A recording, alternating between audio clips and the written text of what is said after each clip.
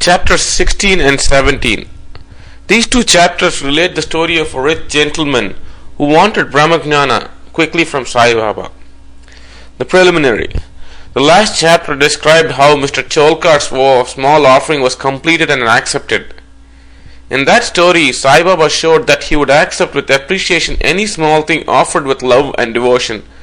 But if the same thing was offered with pride and haughtiness, he would reject it.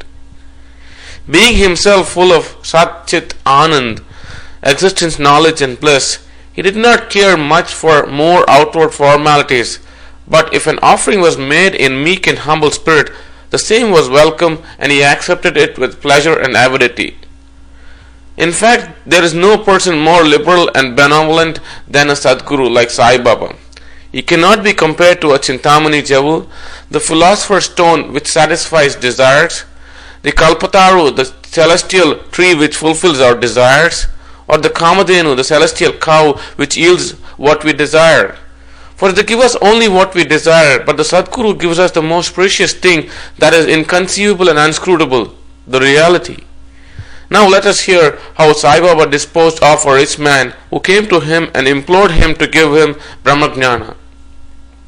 There was a rich gentleman, unfortunately his name and whereabouts are not mentioned, who was very prosperous in his life. He had amassed a large quantity of wealth, houses, fields and lands, and had many servants and dependents. When Baba's fame reached his ears, he said to a friend of his that he was not in want of anything, so he would go to Shirdi and ask Baba to give him Brahmagnana, which, if he got, would certainly make him more happy.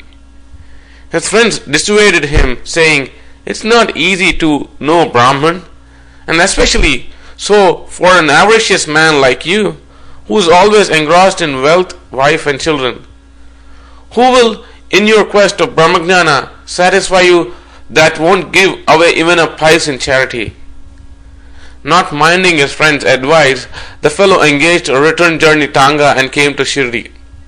He went to the masjid, saw Sai Baba, fell at his feet and said, "Baba, hearing that you show the Brahman to all who come over here without any delay, I have come here all the way from my distant place. I am fatigued by the journey, and if I get the Brahman from you, my troubles will be well paid and rewarded."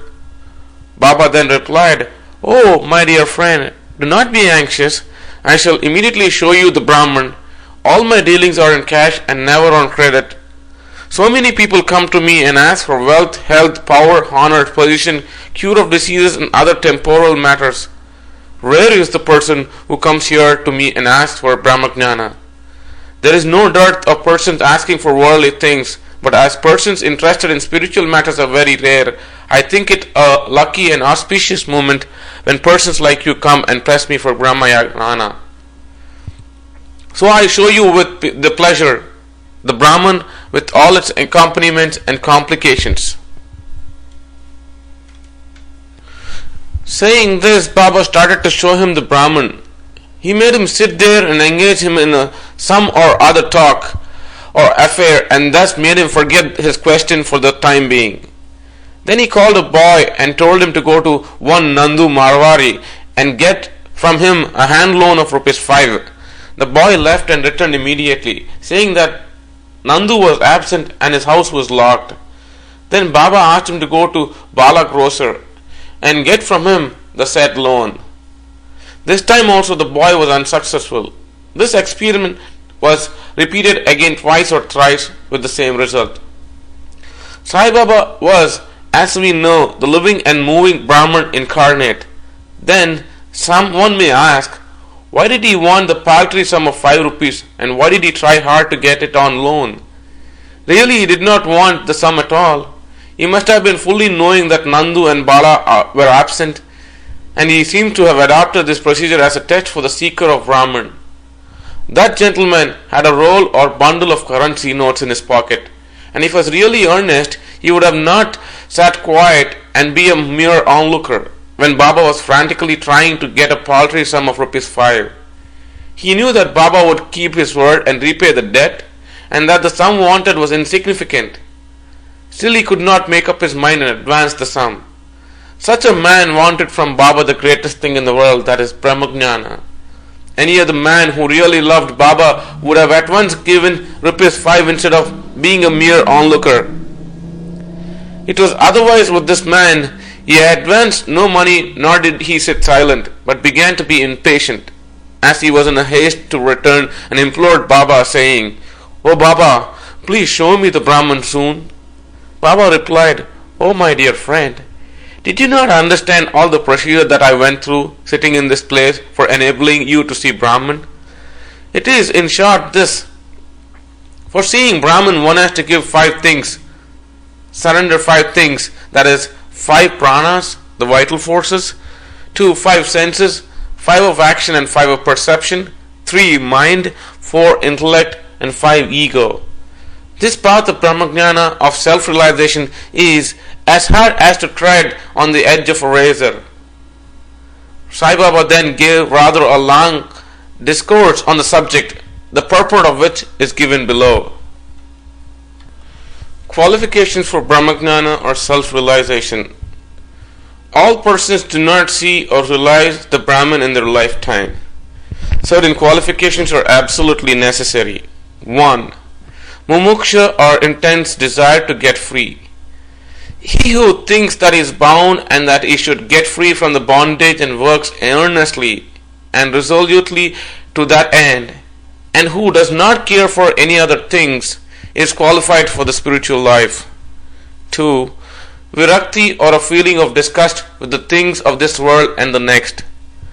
Unless a man feels disgusted with the things, emoluments and honors which his action bring him in this world and the next, he has no right to enter into the spiritual realm. 3. Antarmukta, introversion. Our senses have been created by God with a tendency to move outward, and so man always looks outside himself and not inside. He who wants self-realization and immortal life must turn his gaze inwards and look to his inner self. Number 4. Catharsis from or purging away of sins. Unless a man has turned away from wickedness and stopped from doing wrong and has entirely composed himself, and unless his mind is at rest, he cannot get self-realization even by means of knowledge. 5. Right conduct. Unless a man leads a life of truth, penance and insight, a life of celibacy, he cannot get God realization. 6. Preferring Shreyas, the good, to Preyas, the pleasant. There are 2 sorts of things, that is, good and the pleasant. The former deals with spiritual affairs and the latter with mundane matters. But these approach man for acceptance. He has to think and choose one of them. The wise man prefers the good to the pleasant, but the unwise, through greed and attachment, chooses the pleasant. 7. The control of the mind and the senses. The body is the chariot and the self is its master. Intellect is the charioteer and the mind is the reins. The senses are the horses and the sense objects their path. He who has no understanding and whose mind is unrestrained, his sense is unmanageable like the vicious horses of a charioteer, does not reach his destination, that is, get realization, but goes through the round of births and deaths. But he who has the understanding and whose mind is unrestrained, his senses being under control like the good horse of a charioteer, reaches that place, that is, the state of self-realization, when he is not born again. The man who has understanding of his charioteer, the guide, and is able to rein his mind, reaches the end of the journey, which is the supreme abode of all pervading, Vishnu, Lord. Purification of the mind.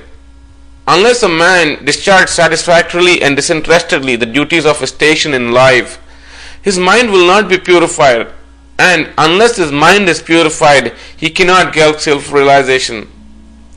It is only in the purified mind that Viveka, the discrimination between the unreal and the real, and Vairagya, the non-attachment to the unreal, crop up and lead on the self-realization.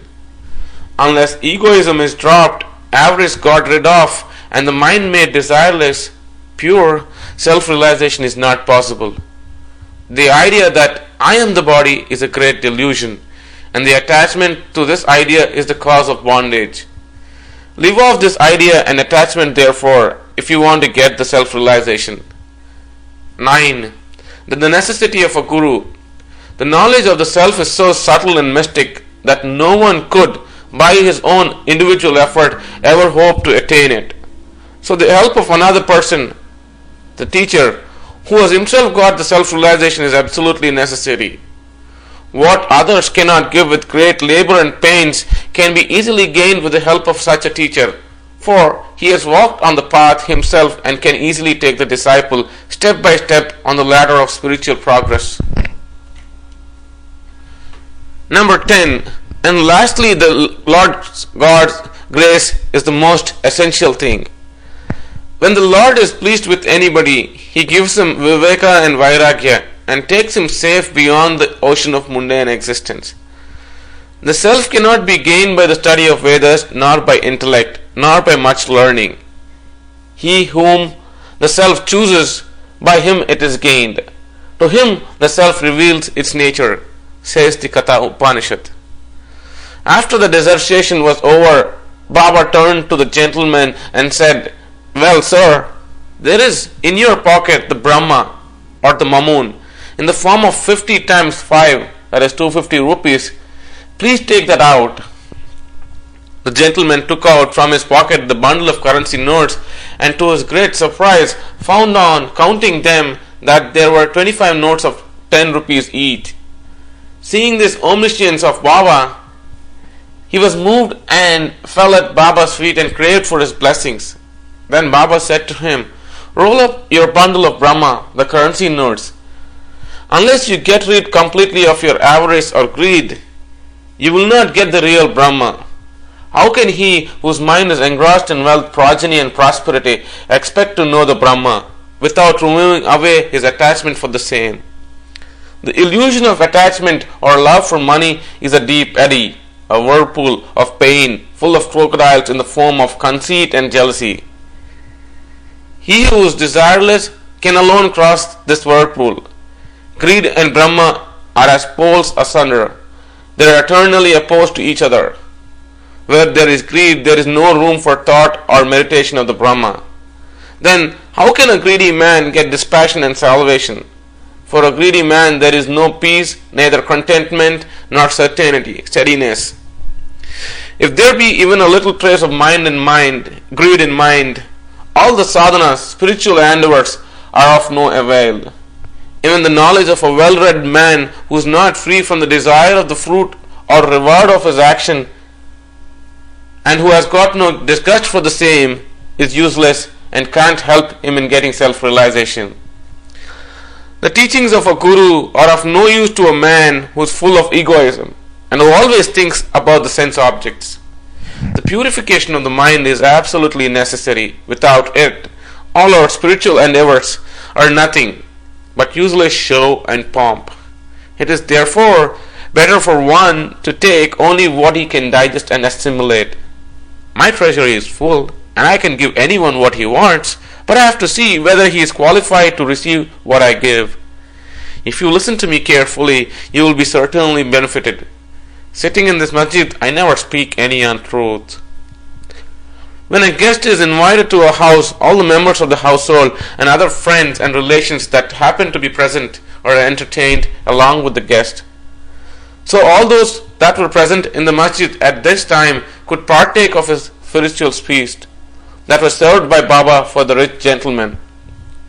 After getting Baba's blessing, one and all, including the gentleman, left the place quite happy and contented.